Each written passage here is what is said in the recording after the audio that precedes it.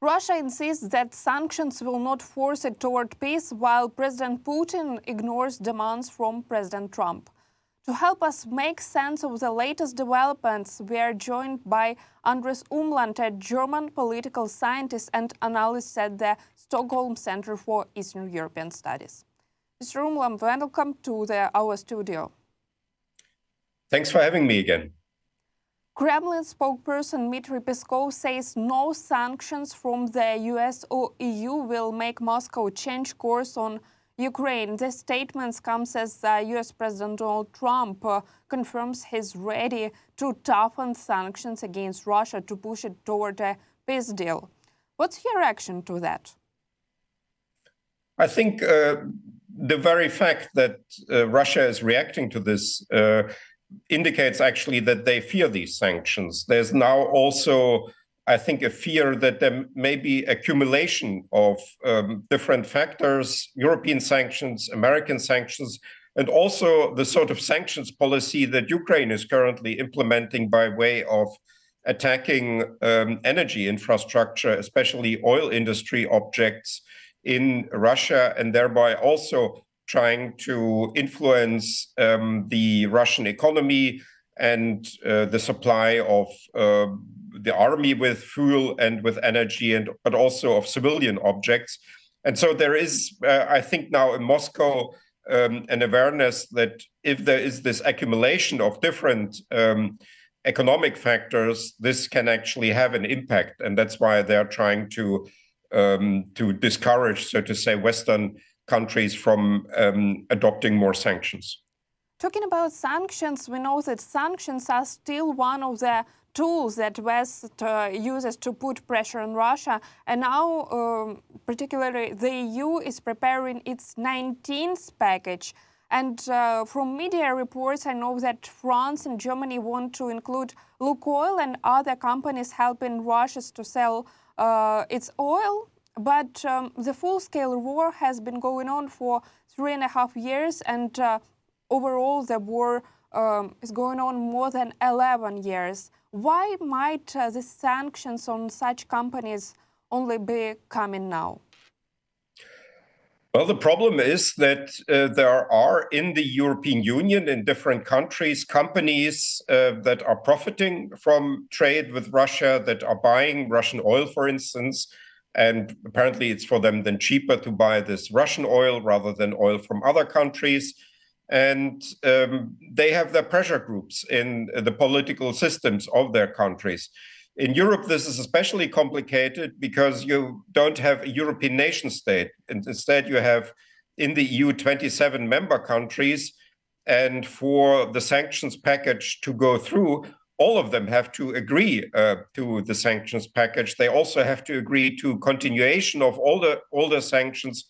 So you have a huge number of players and of opportunities to influence this process. And that's why these sanctions have become,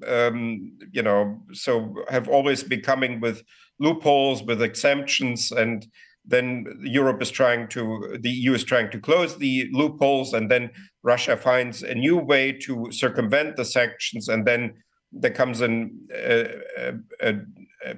response from the European Union, and it's almost a game between the West and Russia here in imposing sanctions and then circumventing sanctions.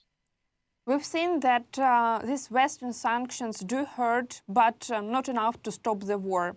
And even the huge numbers of Russian soldiers killed on the battlefield hasn't changed Moscow course. According to Ukraine's General Staff, as of September 9th, 2025, Russia's combat losses stands at 1,090,000 troops over the past 3.5 years. Yet the Kremlin is still not stopping. And in your opinion, what kind of pressure could actually force Russia into a peace deal?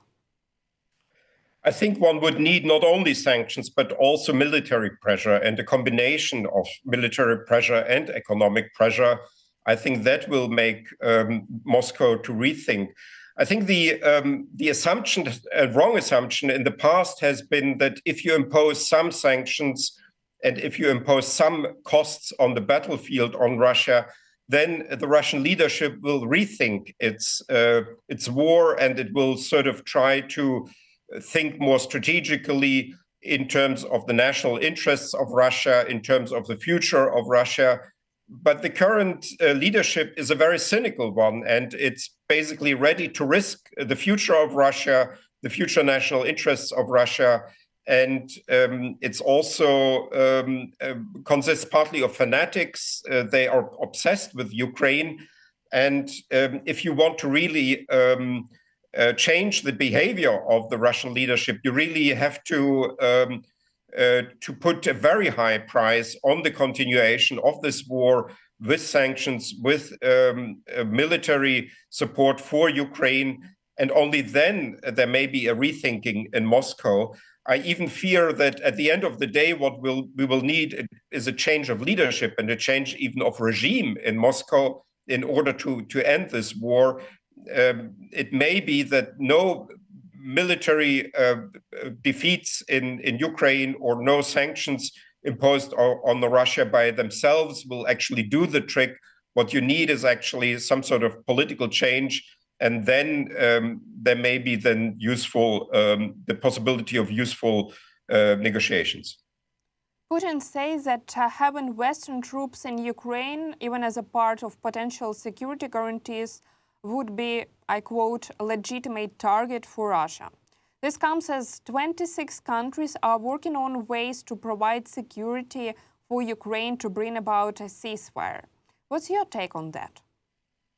Well, Putin is just trying to scare Western citizens. These security guarantees that are now being discussed are actually not about today's situation, but about tomorrow. They are designed to then secure a Ukraine that is already benefiting from a ceasefire when there will be no more active fighting, and to then prevent a re-escalation of the war. And then, of course, there would be the question, if such a re-escalation then happens, how Russia behaves. And then indeed there would be then a risk for these troops, if they are then on Ukrainian territory, to become targets of Russia. But that, I think, is clear anyway. I think what we see here with this sort of rhetoric is mainly a sort of a PR action. It's trying to exert psychological pressure on Western parties, political parties, Western electorates, in order to not support security guarantees for Ukraine. Indeed, security guarantees will come tomorrow, not today, just right after the ceasefire. And realistically speaking, how likely is that Western troops could be really deployed in Ukraine after a peace deal? That is actually a very good question. I have also my doubts that this will then really happen on a large scale, in a significant manner. Well, I mean, we have now some countries that have made very clear signals, like Britain and France, that they are ready to send troops. And I would think that they cannot get out of this anymore. They cannot simply then say, well, now we've changed our mind. There can be then domestic changes in these countries. If we have a new president, a new government in France, let's say, if Marine Le Pen or another representative of her party becomes the new president, maybe then there's a new position. But currently, some of the countries have positioned themselves, and I guess there will be some troops in Ukraine when the ceasefire starts. In any way, I don't think they will be very significant. The presence will remain symbolically, and if you are talking about really making a material difference and not just a symbolic difference, it's all about supporting the Ukrainian army with weaponry and supporting, let's say, the Ukrainian state in order so that, let's say, the Ukrainian government is able to pay a higher salary to its soldiers, and thereby to secure Ukraine with a sufficient number of active soldiers. So we should not expect Western troops deployed, for example, in Donetsk region. After a ceasefire, it could be deployed in western parts of Ukraine. What do you think? Yes, I think that is what would happen. That could be still symbolically important. And what I have been already writing about for 3.5 years is what would be most important is to already now create no-fly zones over Ukraine and to protect the airspace. And that would be already, or at least parts of the Ukrainian airspace, that would be already a huge help for Ukraine, because it could then redirect resources that it's currently using to protect central and Ukraine and western Ukraine. And these resources could be then used in eastern and southern Ukraine. But that is even something that could be done now without a ceasefire. And then this could also mean that there could be Western units, let's say in Western Ukraine, that are trying to help implementing such no-fly zones, let's say over nuclear power plants, over Lviv or other cities. And they would then be indeed also targets of Russian attacks with drones and missiles. To me, all the signs point to Putin not willing peace. He keeps killing civilians, launching massive attacks on Ukrainian cities, and of course refuses to talk to President Zelensky. Do you think President Trump sees that, and should we expect any reaction from him, given that their time for promises and ultimatums has already passed? Yes, this is a strange situation. There's a lot of talk about pressure on Russia, and sometimes Trump himself is indicating that he wants to exert pressure on Russia. But in fact, very little is happening. Materially, it rather looks the other way around, that sanctions and military against Russia and military support for Ukraine are under question, and now there is simply sale of weaponry to Ukraine rather than direct military support. So this all looks very strange. My impression is that Trump is not at all interested in Ukraine. He also doesn't think that this is a general problem for world politics and global security affairs. But he is under pressure from his own electorate and from his party and from American civil society, which remains surprisingly pro-Ukrainian and which remains very critical of Putin. And that is the main problem of Trump in all of that. So he sees that Americans like Ukraine, Americans dislike Putin, although he may himself dislike Ukraine and he may like Putin. But so he is trying to sort of balance his public standing. But I hope at the end that there will be then enough public pressure from civil society, from the Republican Party, from Congress, and so on, that we will see some useful action finally from the US. Do you think US could just implement new sanctions on Russia, or we can imagine even a new military package for Ukraine? Apparently, a military package will only happen if it's paid for. But that is anyway, that is now seems to be the approach of Trump in general, that, if you pay, then you can have most of the things. New sanctions that would also hurt or could also hurt America are a more difficult thing. But now the question is, of course, what is the US trying to do at all? I mean, so far it has been all diplomacy and talk and meetings and pseudo negotiations, or a theater actually of negotiations. And I think Trump is under pressure to do something materially, and hopefully this pressure will be then sufficient that he actually does something. Because if the EU and the US act together, they are actually quite powerful. They can exert pressure. They can impose new sanctions if they go together. And hopefully there will be then enough domestic pressure on the White House to actually do something. Andriy Yermak, head of Ukraine's presidential office, said that during last Sunday's Russian attack on Kiev, It was a Shahed drone, but an Iskander ballistic missile that hit the Cabinet of Ministry building. And just a week earlier, Russians targeted the EU delegation office in Kiev. That can hardly be called a coincidence. What would you say? This is an escalation from Russia? Concerning the attacks on Ukrainian civilian buildings or Ukrainian governmental buildings and so on, I think we've seen that before. I've been in Kiev in 2002, 2003, 2004, and houses were shaking back then, and so far they haven't managed, I think, to hit Ukrainian governmental buildings. And now maybe these was actually not a direct hit, but rather the debris of a missile that has been intercepted, and the debris then has caused this damage in the Ukrainian governmental building. What is new is indeed are these attacks on Western or foreign representations like the EU delegation, the British Council building in Kiev, or also the embassy of Azerbaijan, which is not part of this sort of Western coalition, but there are now tense relations between Azerbaijan and Ukraine and Russia, sorry. And so Russia is trying to hit now Azerbaijan on Ukrainian territory. So that is indeed a new element.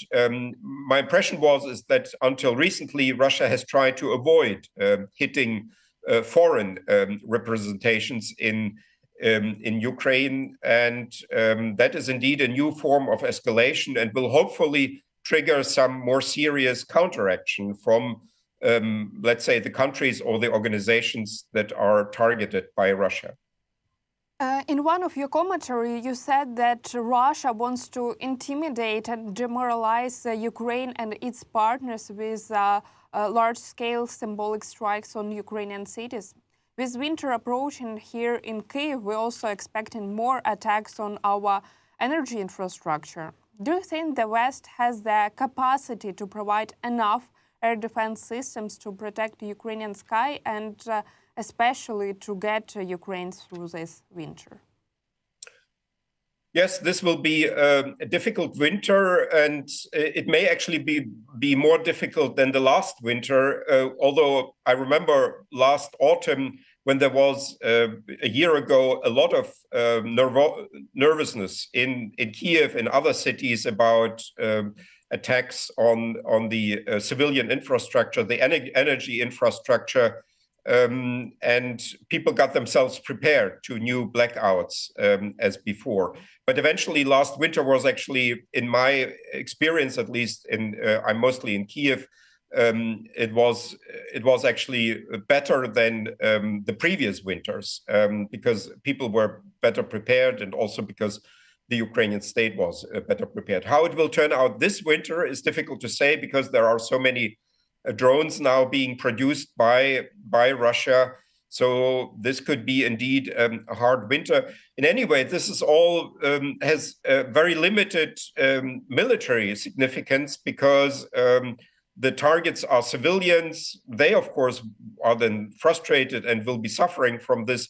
But this doesn't change much on the front line. And the calculation here on the Russian side is that there will be then so much frustration among civilians in Ukraine, but also among Western partners of Ukraine, that Zelensky will come under pressure to make concessions. And what Russia wants here, for instance, is that Ukraine voluntarily leaves some territories that Russia does not currently occupy, and gives it to Russia, or that Ukraine accepts some limitations of its sovereignty as a state.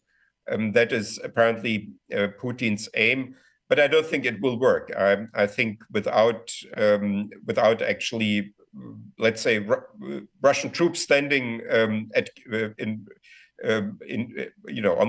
the outskirts of Kiev again, as it was already in 2022, there will be no change of the Ukrainian position. Mr. Umland, thank you for joining us and sharing your perspective on these developments. Thanks for having me again.